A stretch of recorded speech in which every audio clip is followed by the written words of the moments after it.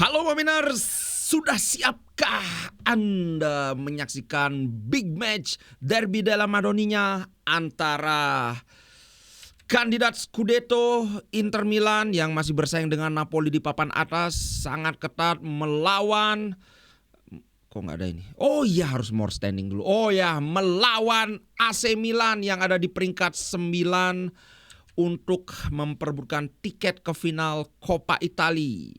Sebuah kejuaraan yang dulu dicibir sebagai Piala Ciki oleh AC Milan, tapi tampaknya somehow musim ini AC Milan sangat bersemangat untuk mengincar Piala Ciki ini.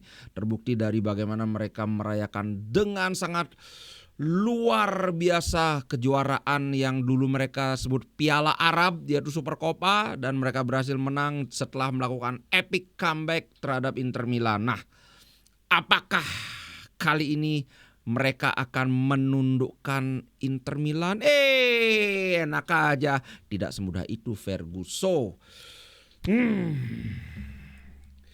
Harus diakui, performa AC Milan di musim ini luar biasa. Tapi luar biasanya cuma kalau ketemu Inter. Dari 3 pertandingan, 1 kali pun Inter tidak bisa mengalahkan AC Milan. Di musim ini kita nggak usah sebut musim lalu, nggak usah nyebut 2 musim lalu, karena kita bukan tim yang suka dengan pelajaran sejarah. Kita present and future. Biar AC Milan yang menguasai masa lalu, oke? Nah, musim ini kita memang nggak bisa menang. Kalah di Super Coppa, kena epic comeback. Kemudian di Serie A juga kita kalah sekali. Kudu-kudunya kita punya kesempatan untuk mengalahkan Milan di pertemuan kedua di Liga. Kita hanya bisa membukukan hasil seri. So 3 kali bertemu, 2 kali kalah, 1 kali seri. Dan semifinal ini 2 leg. Besok kita akan bermain away. Stadionnya sama di San Siro, di Giuseppe Meazza.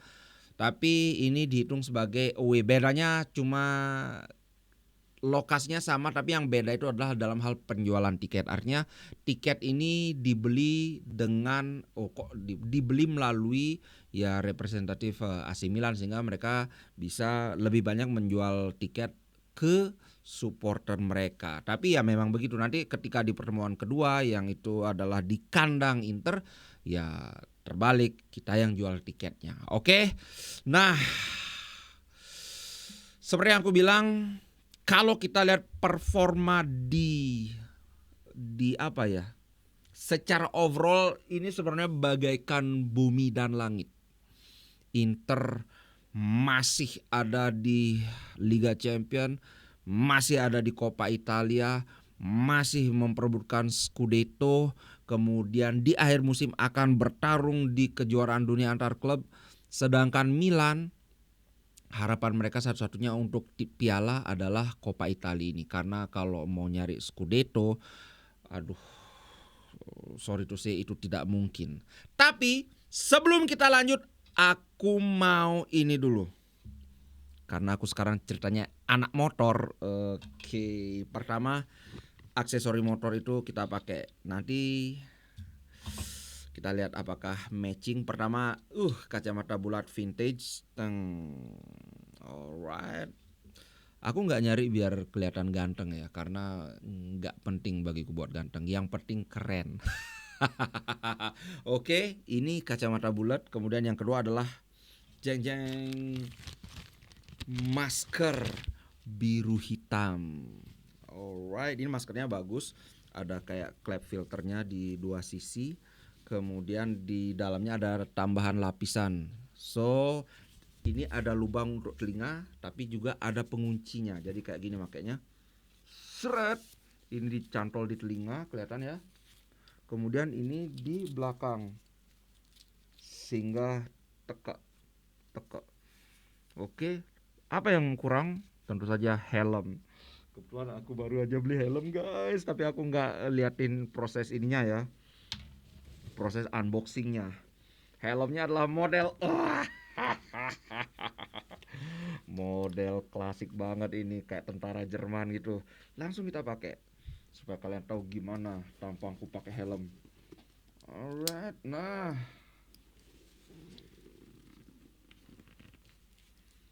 jeng jeng, woi ini cocok naik cruiser atau naik Vespa nih, jeng, wow, ini sudah klasik nggak ininya? Oke, nah produk-produk ini aku sudah cek, udah bagus.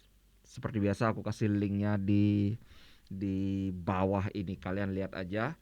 Alright, nah sekarang aku buka dulu, kan nggak mungkin aku pakai ini. Oh, nggak mungkin aku rekaman satu kali full pakai ini. Jeng jeng. Nah, maskernya mantap. Biar nggak kena polusi kita. Oh, kok kacamatanya keren ya? Kacamatanya biarin aja kali ya. Oke, kacamatanya aku biarin. Oke, kita lanjutkan ya. Performa Inter itu luar biasa, masih bertarung di hanya apa ya? Hanya sedikit ada tim di Eropa yang masih bertarung di 3 kompetisi. Liga, Copa dan Liga Champion kalau nggak salah itu Bayern Munchen, kemudian ada apa gitu. Selain Inter aku lupa. Pokoknya kalau nggak salah itu hanya ada 3 apa 4 tim di Eropa ya. Nah, sebaliknya Milan seperti yang aku bilang, kalau degradasi sih enggak ya. Kalau kita bilang Milan sedang berjuang lolos dari zona degradasi itu agak berlebihan. Tapi mereka sedang berjuang untuk at least tampil di Eropa musim depan. Nah, yang aku dengar kalau mereka jadi juara Coppa Italia, mereka itu lolos ke Europa League kalau tidak salah ya. Tapi Milan sendiri bilang tidak, kami ingin lolos melalui jalur liga gitu dia. Harga diri Pak kan gitu. Oke, masalahnya adalah seperti yang dibilang oleh Capello ya. Iya, Capello bilang kalau di atas kertas sama seperti yang aku bilang. Performa Inter dan AC Milan itu bagaikan bumi dan langit, tapi derby itu selalu berbeda. Kita sudah lihat seberapa aku bilang bagaimana superiornya Inter musim ini, tapi kenyataannya adalah 3 kali kita ketemu Milan, kita sama sekali tidak bisa menang. Bahkan di Supercoppa di mana aku ngira kita sudah ngebungkus perandingan 2-0, tahu-tahu jadi 3-2. Kalau aku melihat yang gagal ditanamkan oleh Conceição itu adalah dalam hal mentalitas. Kenapa aku bilang mentalitas? Karena dari skill pemain-pemain Milan itu nggak kalah kok sama Inter sama Napoli dari segi skill. Tinggal bagaimana meramu ini. Fonseca itu bahkan dia dikeluhkan karena terlalu keras. Yang mana sebenarnya sekeras-kerasnya Fonseca lebih keras mana sama Fabio Capello, lebih keras mana sama Mourinho gitu. Kalau sama Ancelotti ya nggak usah dibandingkan, karena Ancelotti kan memang terkenal orang yang soft spoken, man manajemennya luar biasa.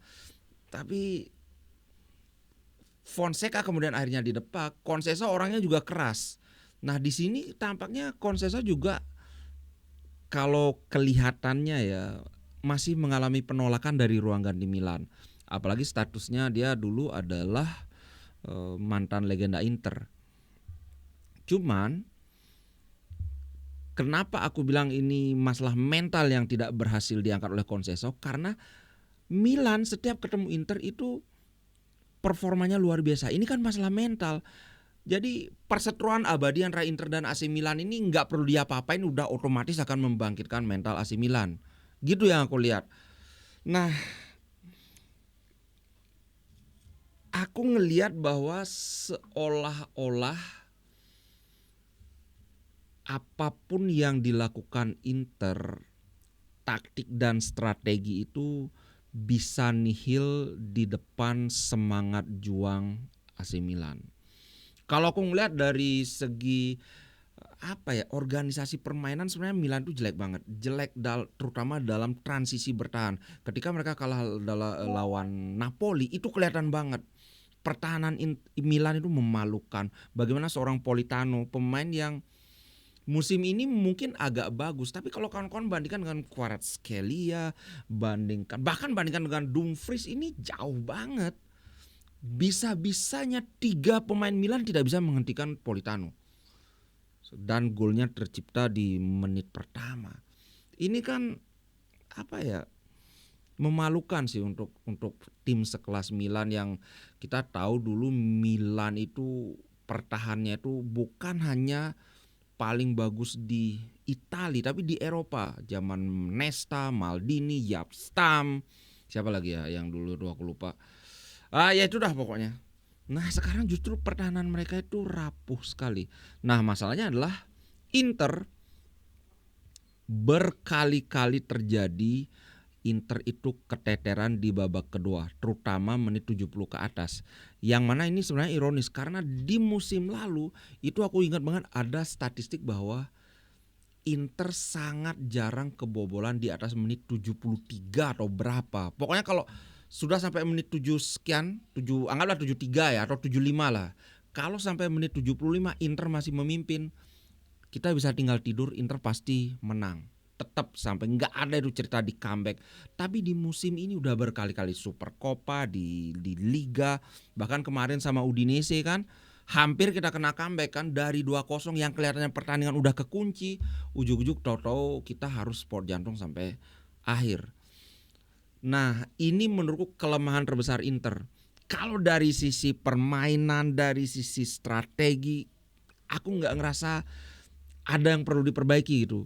Yang perlu diperbaiki adalah gimana fokus sampai peluit akhir itu benar-benar disemprit dan tidak menganggap bahwa wah kita udah menang. Karena kemarin lawan Udinese itu aku sendiri sudah mikir oke 2-0 udah menang. Masukin dah semua pemain.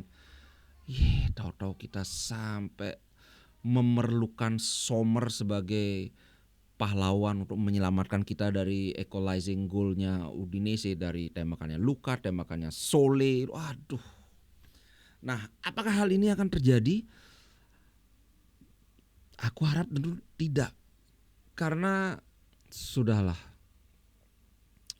3 pertandingan gak pernah menang. Jadi kita punya 2 pertandingan untuk menang. Jadi kalau kita menang 2 kali, kita bisa at least kita bisa imbang lah dengan Milan kan.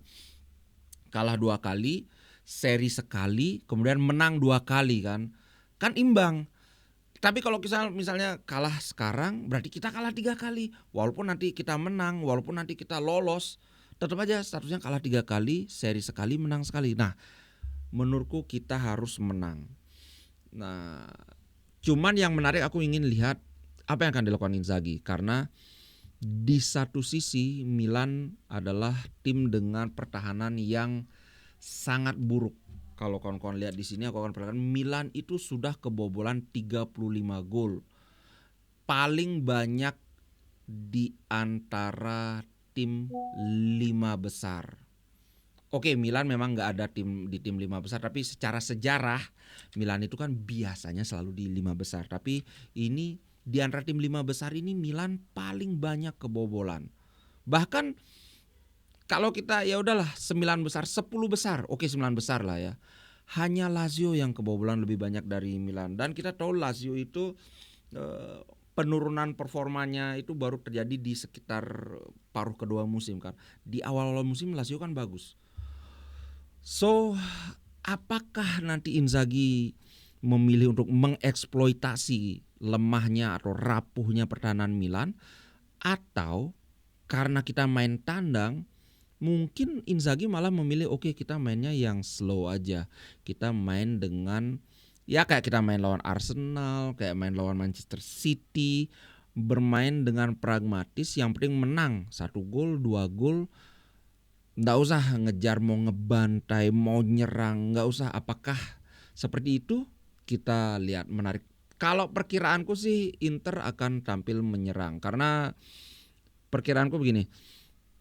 Kita memimpin 2-0 akhirnya di comeback jadi 3-2. Artinya kita mesti memimpin 3-0. 3-0. 1 untuk meminimalisir kemungkinan mereka bisa comeback. 2 ya untuk mematahkan mental mereka. Kalau 2-0 ketika mereka bikin 1 gol aja, semangat mereka akan berkobar-kobar. Tapi kalau kita misalnya 3-0, mereka nyetak 1 gol.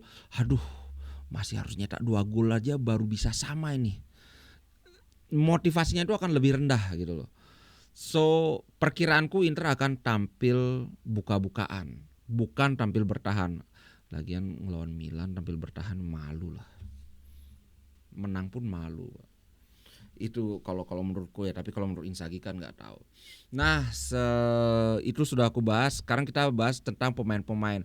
Aku dapat bocoran bahwa Josep Martinez akan main. Jadi Sommer akan istirahat.